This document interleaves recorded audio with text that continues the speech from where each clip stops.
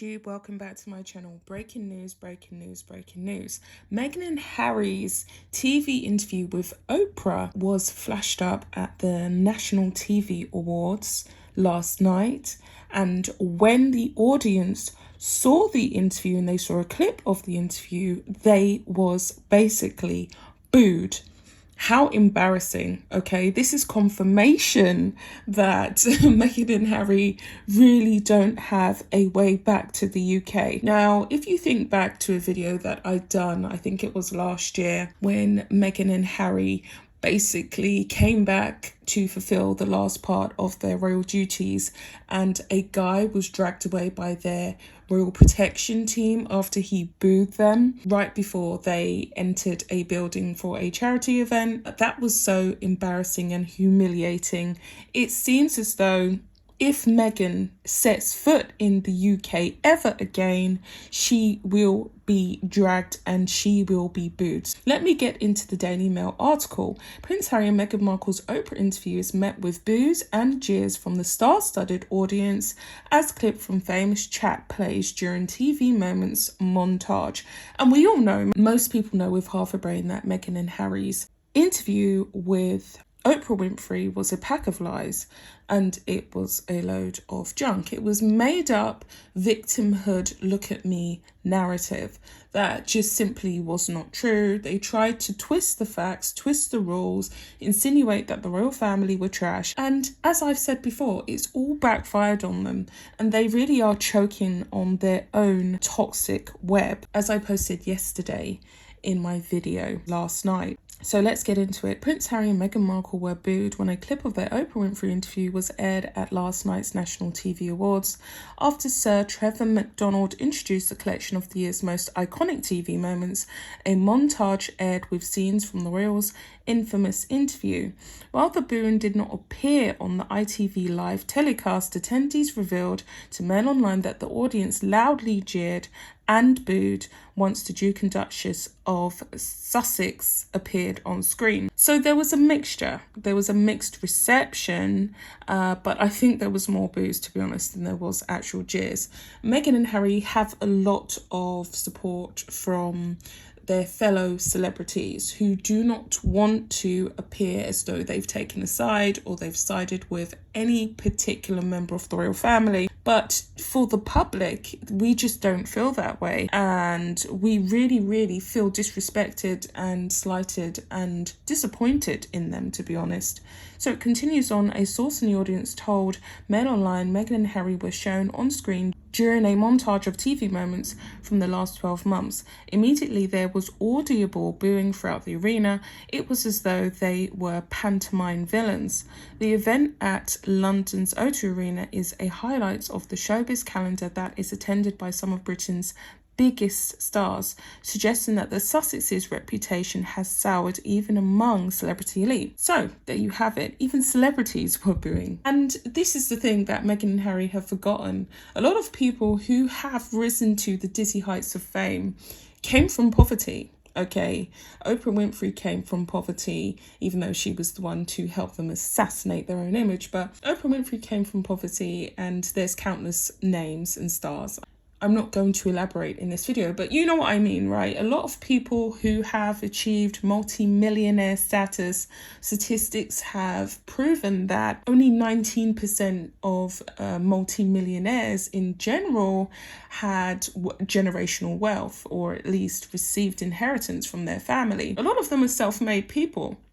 So to have someone, or a couple at least, moan with so much that has been handed to them has really been quite distasteful and disgusting and hard to watch for most of us on the ground, and for celebrities as well.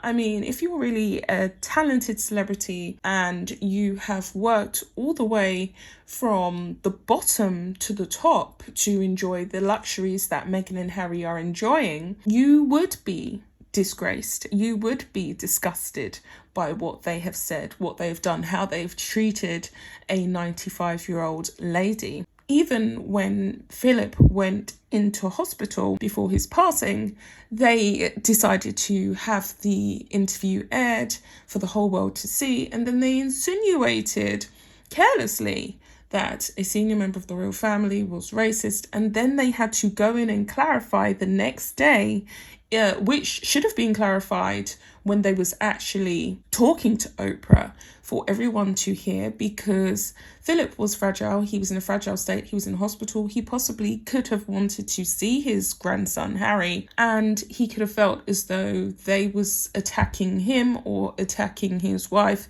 which could have pushed him into a further more fragile state. Now, just because he was old, he was 99 years old, it doesn't mean that he didn't have much time and he wasn't affected by Meghan and Harry's disrespect. A second source, a celebrity who asked not to be named, said when the clip came up of Meghan, there were boos from the audience. Some shouted out and there was laughing. There were a few embarrassed faces, but sadly, Meghan was obviously not too popular on the night. The Sussex's bombshell 2.5-hour sit-down interview with Oprah in March was watched by over 17 million people around the globe. The couple accused a royal family member of racism, suggesting the relative had asked how dark their son would be, said they had been driven out of Britain in part by discrimination, and accused the palace machinery of failing to support a depressed Meghan. Harry revealed an astonishing rift with his father, claiming his family had cut him off financially, and that was actually proven to be a lie, because reports from Clarence House revealed that Harry and Meghan actually did receive a hell of a lot of finance and support all the way up until July, when they stepped down, after they stepped down as senior royals. So they lied about that. It was the continual lying, wasn't it, that really got us all frustrated. So it also carries on to say, while suggesting the Queen had been badly advised and had cancelled a meeting scheduled at Sandringham Palace, Meghan also accused Kate of making her cry, which was unnecessary. There was also clips that was edited out by Oprah's team, whereby Meghan began to elaborate that Kate, being called Waity Katie at the time when she was dating William for 10 years, was nothing compared to what she received.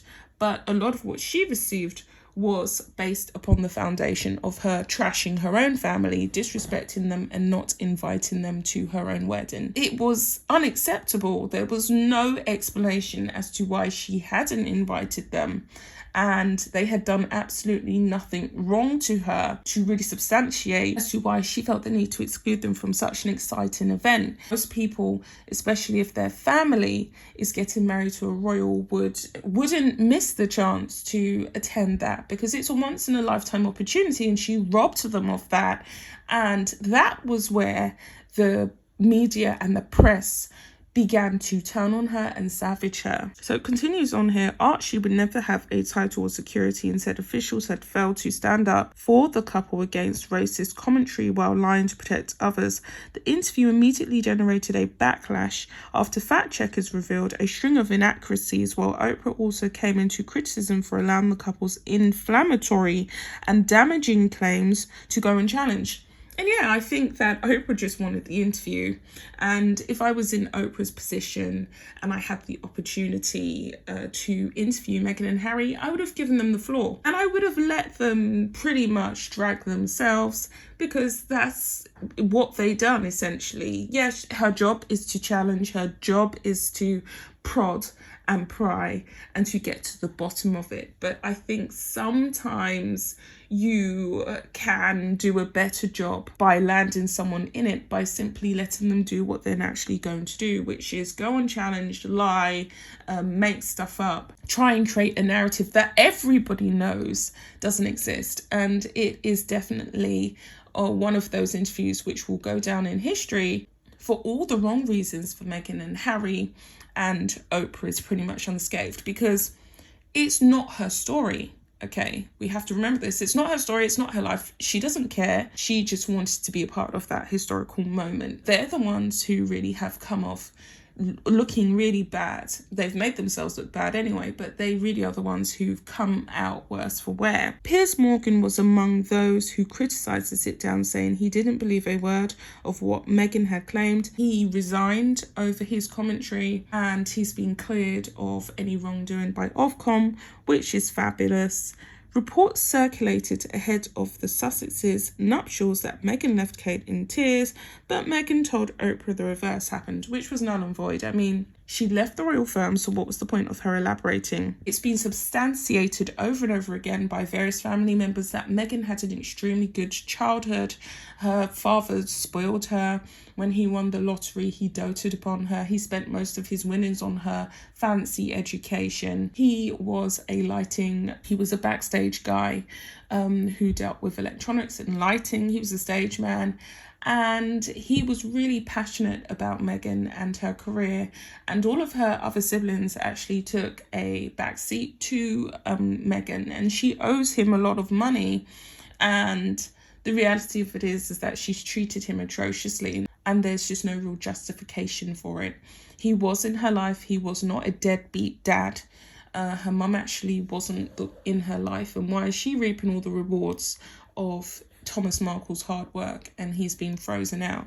So it continues on here. The Duchess of Sussex said she believed she had been singled out because she was not just British, blah, blah, blah, blah, blah. These are all the reasons why she's disliked, because it's simply not true. Meghan was embraced by us. She was embraced by the British public. Bye, guys.